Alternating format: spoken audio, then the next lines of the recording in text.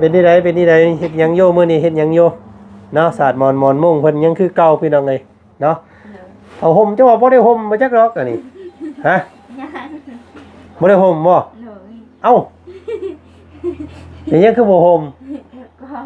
ฮะเก็บก่อนเอ้าแปลว่ากลางคืนมานั่นเจ้าห่มอันใดครับกลางคืนมาห่มตัวเก่าห่มตัวเก่าฮะอ๋อน้องมีไส้เนาะอุ้มเพิ่นอยู่น้องอุ้มเพิ่นอยู่ใส่เสื้ออันซื้อให้กันบ่เสื้อสีฟ้าว่าจันซื้อให้เพิ่นปึ๊บคนน้อยพี่น้องเอ้ยเนาะเอาผ้าห่มไว้ครับคลำเหล้ายาเหล้าบ่กินเด้อเนาะเป็นหักไม้ก็บ่อยู่ลองดึงไปให้มันสุดพุ่นอันนั้นหม่องนอนไผเฉพาะหมู่นอนนกสาวเลยอ๋อลูกสาวอยู่พุ่นเดือนเราก็โอ้ยามฟ้ายามฝนมันก็บ่แล้วอันนี้เนาะมันก็ชอดไปเลยนี่พี่น้องคอยปาดมาปาดตรงมาเลยคอยสุกมามาเลย2หอบพอดีเต็มเพื่อนเล่าพอดีพี่น้องเลยเนาะอะไรเพื่อนงามเสยเมียมาเมื่อแรงเมียตกใจได้นี่เนาะ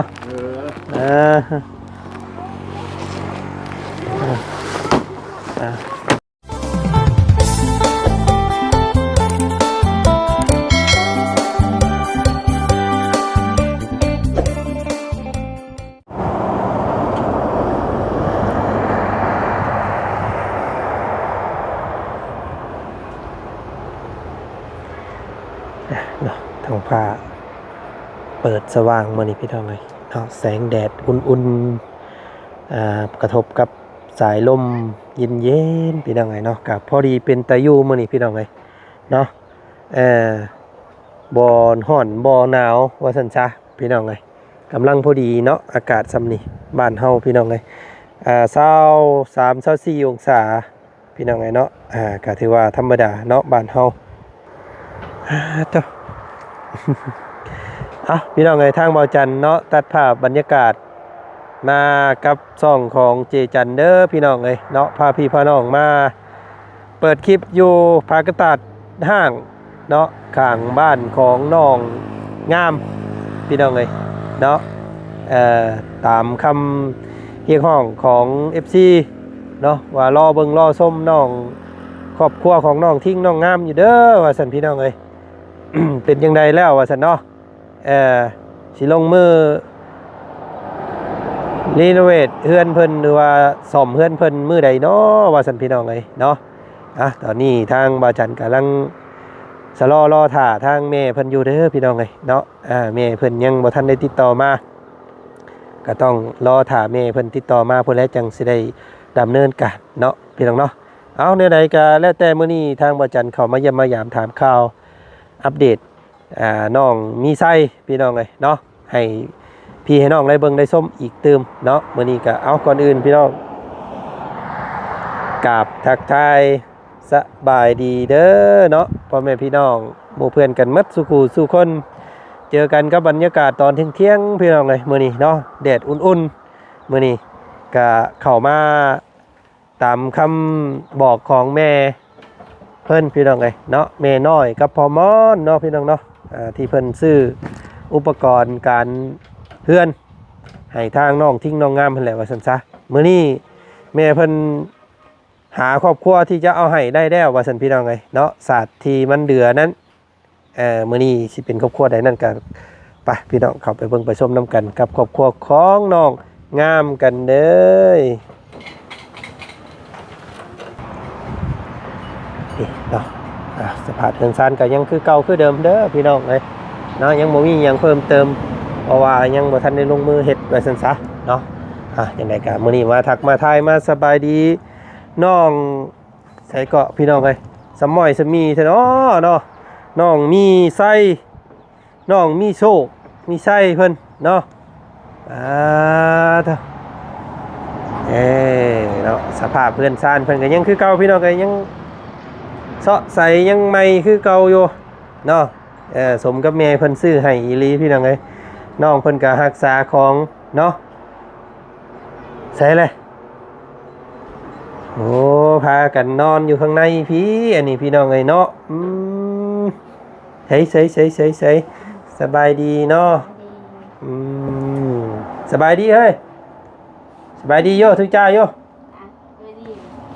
เฮ้ยหมอนี่เนาะ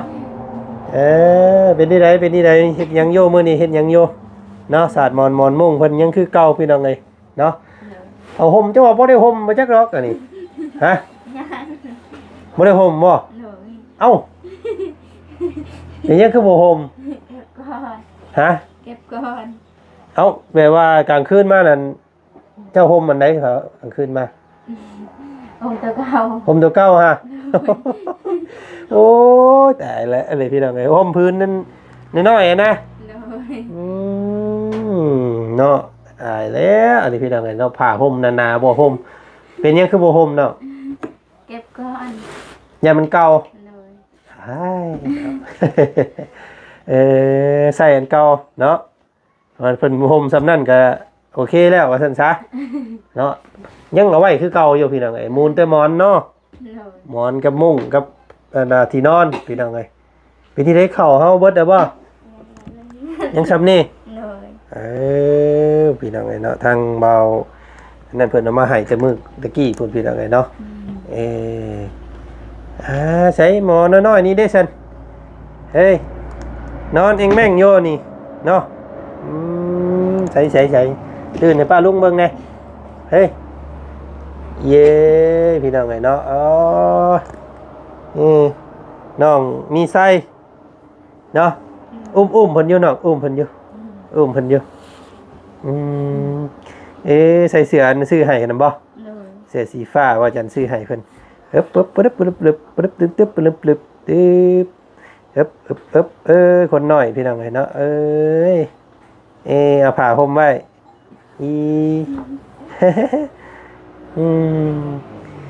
จ๊ะบ่ให้บ่ห้องเนาะ เลย กินนมแล้วก็นอนข้าวยังบ่ได้กินบ่ ยัง บ่เผาให้เพิ่นกินก็ยาซะพี่น้องเอ้ยใช้สนองทิ้งไปใช้มื้อนี้พอ บ้านเวียกเฮ็ดเลย โอ้หาเวียกเฮ็ดแล้ว เลย หาเวียกหยังเฮ็ดมีเวียกหยัง ร่วมดาวกันแล้วพอได้ไปเลย อืมไปหาไปเฮ็ดหยังก็เอาไปนะเราก็ได้เนาะ เลย โอ้ยพี่น้องเอ้ยเฮ็ดนี่ได้ซั่นเนาะเพื่อเลี้ยงลูกเลี้ยงเต้าว่าซั่นซะเนาะนอนคักแท้นี่เฮ้ยเบิดมื้อกลางคืนบ่ตื่นอยู่บ่กลางคืน ประมาณน่ะ4 โมงครึ่ง 4 โมงเช้า เลย เนาะมานี่นอนบัดนี้ พี่น้องเอ้ยนอนคักนอนนี่ขาวสวยอยู่พี่น้องเอ้ยเนาะคือบอนดำคือพ่อคือแม่พ่อแม่คือดำเลยตัวคือขาวหมอนี่เนาะเป็นคุณครูพอดีได้อลูกเด้อเนาะใหญ่มาอยู่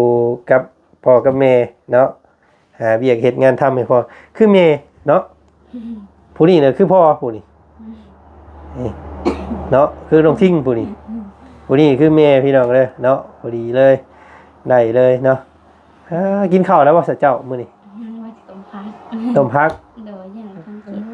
น กินต้มผักคือเก่าพี่น้องกะลำเลยเนาะ เลย สิกินแนวอื่นหลายก็บ่ได้เจ้าจูนหยังก็คือสิมิน ต้มน้ำกินนะ ๆอ๋อมันเป็นอันน้ำมินพื้นไผ่พุ่นเนาะ เลย โอ้คิดว่าจะจูดทูบจูดนั่นบ่ได้มินเนาะอันน้องงามมื้อนี้อ้ายเข้ามาหาเนาะเข้ามาหาอันพอดีแม่เพิ่นอยากบอกว่าอันศาสตร์ชวนที่เดือหั่นนะเนาะ เลย เพิ่นสิให้เอาให้อันว่าอันพ่อปู่แม่ย่าเจ้าอันนี้เรือนใกล้นี่ เลย เนาะแบ่งให้เราใช้เพิ่นว่าเนาะให้พ่อน้องทิ้งกับแม่น้องทิ้งเด้อเพิ่นว่าเพิ่นบอกน้องงามแน่เนาะเฮือนน้องงามเต็มแล้วก็สิให้ทางพ่อแม่น้องทิ้งเพิ่นปู่เฮือนเราว่าซั่นมันสิเป็นแต่ปู่อยู่เฮือนเราเนาะ ฮะขึ้นไปเบิ่งเด้อเนาะ โดย เดี๋ยวสิเอิ้นเพิ่นอยู่บ่ อยู่แต่พ่อ โดยเอาให้เพิ่นขับบ่ได้ว่าหยังบ่เจ้ากะ บ่เป็นหยังเนาะ แบ่งกันเนาะ โดย มันของเจ้ากับมันพอได้เด้เนาะ โดย แม่เพิ่นแม่น้อยกับพ่อมอนเพิ่นว่าศาสตร์ส่วนที่เหลืออันนี้บ่ โดย ให้ทางพ่อกับแม่น้องทิ้งเด้อว่าซั่นให้เราปูเนาะเดี๋ยวสิให้เราขึ้นไปปูให้เบิ่งมันสิปูได้อยู่บ่เฮือนเรามันเป็นไม้กระพากได้พี่ดอกเอ้ยเนาะมันบ่ได้คือเฮือนน้องงามเด้เนาะเนาะนอนกะกลางเวียนกะเอาอันมุ้งเด้อเอามุ้งมันมากวบไว้ยันยุงครบเพิ่นเนาะอยู่ไสมุ้ง ข้างนอก ห่างเป็นอยู่ที่เจ้ากับกลางเป็นอยู่ที่ ได้อยู่ เนาะน้ำมันระวังยันยุงครบยันเพิ่นบ่สบายเนาะผู้นี้มุ่มเมาแท้เอ้ยบ่อาบน้ำโอ้คนบักรอนึงบ่คนบักรอที่นึงโอ้หมอนี่บ่อาบน้ำมุ่มเมาอยู่เนาะพี่น้ามานอนคักแทะนี่เอาปุ้งเล่าคือเก่าซักเอาเนาะผ้าอ้อมเด้อน้องเด้อ โดย ซักเอาแล้วก็เก็บไว้บัดลูกเจ้าใหญ่ได้จังเอาให้หมู่บาดนี้บ่แม่นสิว่าผู้ใดขอก็เอาให้เบิดตัวเองจนบ่มีพี่น้องเอ้ยเนาะโอ้บ่ได้เด้แนวนั้นเนาะ อันนี้ก็ซักไว้บางมื้อเนาะน้ำอันนี้ก็ยังใช้ได้อยู่บ่ ได้อยู่ ก็เบิ่งหันแหล้วพี่น้องเอ้ยเนาะปลูกผักปลูกมีกินเนาะ โดย คารับหมอคอนพี่น้องไงซื้อน้ำสะอาดเอาอันนั้นมาให้น้องเพิ่นเด้อเอาน้ำเป็นขวดเอาน้ำท่านเอามาซื้อในห้างค้าเพิ่นเอาพี่น้องไงเนาะใส่อันเพิ่งพอนั่นเด้พอน้องทิ้งเด้พอน้องทิ้งพอเอ้ยพอน้องทิ้งใส่ละซื้อเราได้ใดเกาะมาพี่พ่อ มาพี่เขามีสิแนวให้มีแนวให้เจ้าเดี๋ยวเด้อโอ้ยเรื่องไงนี่มาแบ่งเอานี่เนี่ยเมย์เพิ่นเอาแบ่งให้เจ้านี่เนาะเอาขึ้นไปปูอยู่เฮือนเด้อเอาอยู่บ่ ดีใจแล้ว ดีใจแล้ว มันเป็นแต่ปูอยู่บ่เฮือนเจ้าฮะมันสิเป็นแต่ปูได้อยู่บ่เฮือน จะมาแล้ว ถ้าขึ้นเบิ้งไปเนาะน้องงามลงมาเอาอันนี้ก่อนลงมาเอามีกับขนมให้อันน้องมีโชคเนี่ยเนาะเดี๋ยวเมียบ่อยู่ซ้ำติโอ้ยพี่ดังไงเมียบ่อยู่เนาะเดี๋ยวมาเอาขนมก่อน อาจารย์มีขนมกับมีติดไว้เนาะแบ่งกันน้องงามไว้ต้มกินนี่นี่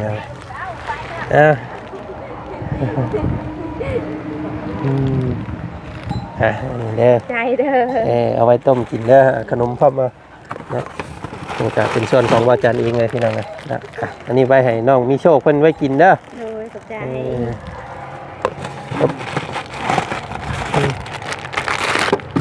อันนี้ทางคอน้องทิ้งกันบ้านนี่พี่น้องขอบใจกันแน่เฮ้ยขอบใจแน่กว่าอุ้มเห็นทั้งเพื่อนไปเพื่อนนั้นแม่เพิ่นติดต่อมาก่อนเด้อจะให้สร้างเพิ่นมาเฮ็ดเนาะเดี๋ยวแม่เพิ่นติดต่อมาแล้วเดี๋ยวสิเข้ามาหาใหม่เด้อโอ้พ่อมันสิเป็นไตปูอยู่บ่เพื่อนเจ้านี่ จังหวะก็ ขึ้นเบิ้งเนาะมาไปเนาะขึ้นเบิ้งโย่พาลูกขึ้นเบิ้งเนี่ยบ่เคยขึ้นเฮือนเจ้าจักเทื่อได้นี่อันนี้ผู้น้อยๆตะกี้เห็นบ่โอ้ใหญ่เลยพี่น้องเอ้ยเนาะปูได้อยู่บ่เนาะน้องนั้นน้องท่านก็อยู่นี่บ่ อยู่นี่แหละ อยู่กันจักคนเฮือนหลังนี่พ่อ ยัง4 คนนะ ยัง4 คนมีน้องลูกสาวผู้หนึงเนาะแล้วก็ลูกชายผู้หนึงแล้วก็พ่อแม่แล้วก็ผู้น้อยนี้เนาะโอ้ เฮือนเรากับกระพากมุนมาเลยพี่น้องเลย นั่นแหละ ว่าคันดูให้ละกันถ้าใช้เงินก้อนจะปูเห็นอะไรไว้แล้วนั่นแหละ ปู ใจแล้ว ปูให้เพิ่นเบิ่งในเด้อไปเด้อ เนี่ยปูไปตามรอยเงาปูสุดรถปูแล้วก็ตัดตามขอบมันนี่แหละเนาะ ปูรถว่ะ พี่น้องเลย ปูเลยป่ะ พ่อสิปูเลยบ่มีแนวตัดบ่ นี่เลยตัด ปูแล้วปูรถแล้ว เงินสลายเลยยันว่า เอามีดปาดเอาเดี๋ยวเจ้าลองปูเบิ่งอยู่หน่อยหนึงเนาะลองดึงเบิ่งอยู่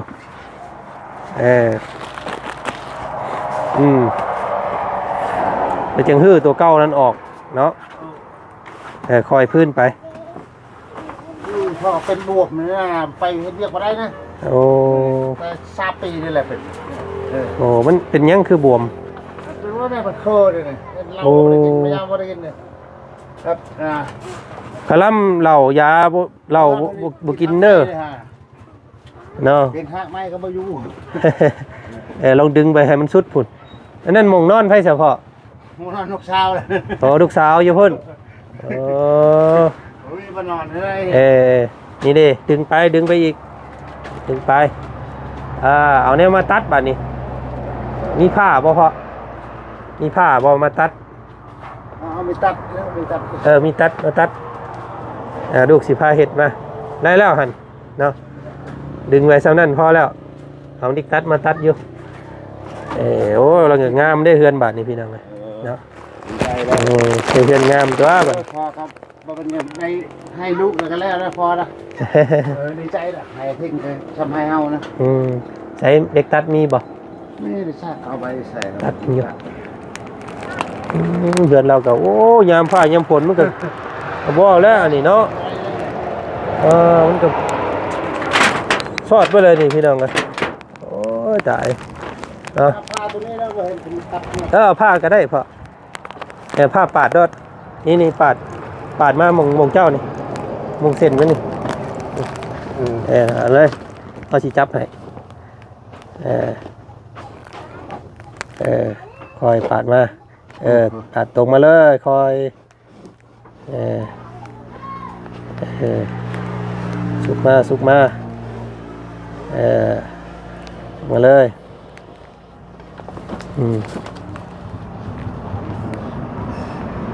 ทำมาแล้วเนาะมันบอกเป็นยังดอกโอ้แอบนี่แข็งปึ๊บคอยปึ๊บโอเคเอามาปูไม้อีกเส้นไม้ตัวนี้แล้วพอต้องมาเฮ็ดมัน ดึงมึงอยู่ดึงให้มันตรงๆบาด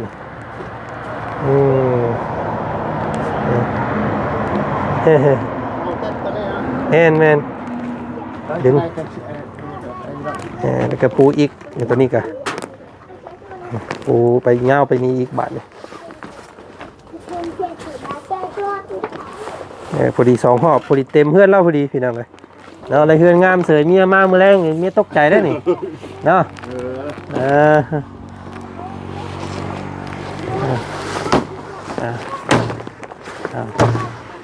ดึงไปพอดึงไปเลยมันบ่ต้องดึงออกให้มันชุดกระยาดึงไปก่อนเยอะ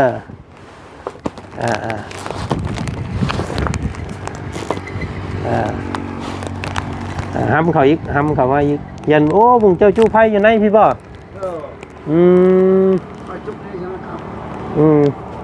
เราต้องดึงไปสุดกระยาตัวนี้ให้มันฮอดแต่มงเจ้านี้ยันไพ่ใหม่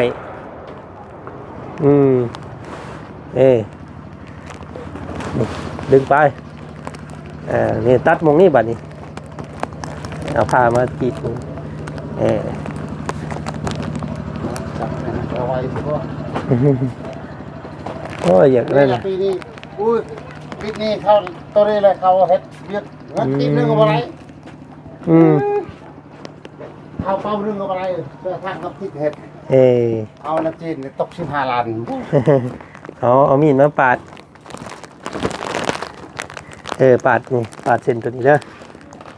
ปาดคือเฮ็ดพอเฮ็ดกินนี่แหละได้แล้ว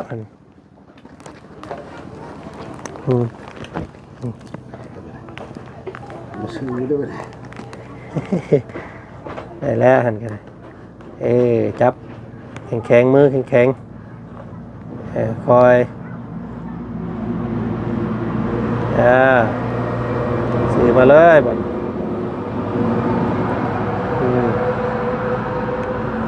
ดูมา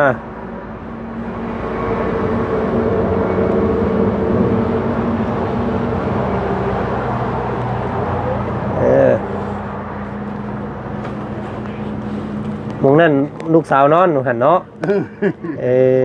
ลูกสาวยังมีลูกสาวคน2 คนพี่น้องแต่ผู้หนึงยังน้อยเนาะผู้หนึงสิเป็นสาวแล้วมันก็ยังน้อยอยู่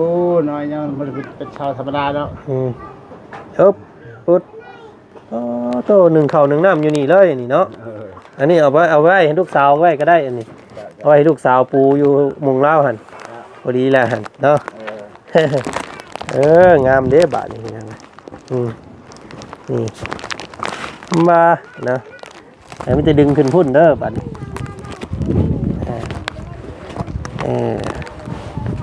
เอาเทิงพุ่นดึงขึ้นให้มันสุดนั่นแหละพี่น้องโอ้ยแมลงมาเมียอ้าวก็ได้เฮือนงามแท้บาทนี่หอยดีใจนะเอานี่พี่น้องมาเนาะเอารักษาเอาเด้อบาทเนาะงามแล้วจะดึงขึ้นเทิงพุ่นให้มันสุดเดี๋ยวเราก็แล้วตัวนึง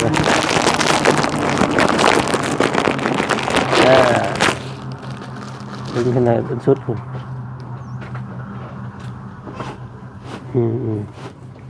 เอา